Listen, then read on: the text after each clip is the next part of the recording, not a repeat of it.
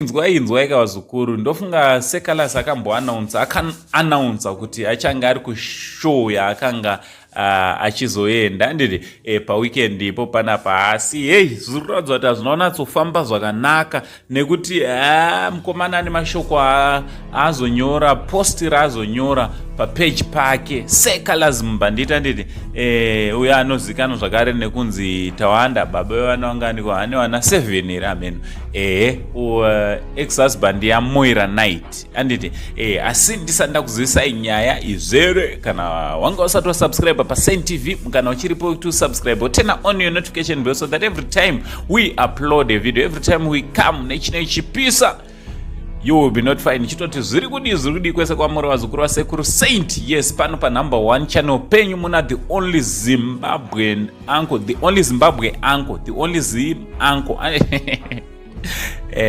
Thank you very much for your unwavering support. Right, nyaya ndauya nayo kavazukuru inyaya yeposta rakanyorwa naSeh Calaz mubanditi kana kuti Yala Boss anditi Yala Nation Boss ichi right. Mukomana ari kuratidza kuti zvoni zimdanzo yapera vakomana. Zimdanzo hakusisina vakomana, dzangori nharo asi hakusisina. Chinhu ichi chakatofa kare handiti ndo zviri kutaurwa naSeh Calaz. Zviverengerei mega post ratakandairo, zviverengerei mega. So can you imagine kuti mapioneers kana kuti madhara mugame vakutaura kuti zvoni tapera hazvisi kufamba zvakanaka. Pane pakatoipa nditi ndopaunonzwa akamuka mupana kechidiki kachingoshinga chetoti ndoda imba zimdanzo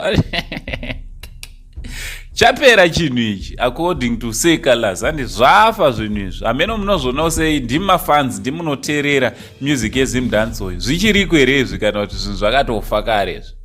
Ngataura necomment section kuti munofungei nemashoko anyorwa neivo vanokubikirai mangoma acho navakutaura kuti zvoni zvadhakwa ameno vechidiki vakadaro ameno. Munozvona sei vazukuru nenyaya yezimdanzo pachiri nelife here apa kana kuti kwangova kuda kushingirira dzangori nharo asi pasisina chiripo?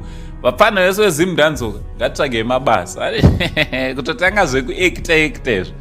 I think zvogona kubatsirai kana muchiri kuda nharo dzepasocial media kana kutotaura naye Tinashe Mutarisa ndiye anonyanyosapota sei. Utongotaura naye kuti mudhara kachitipinzaiwo kubasa kupenduka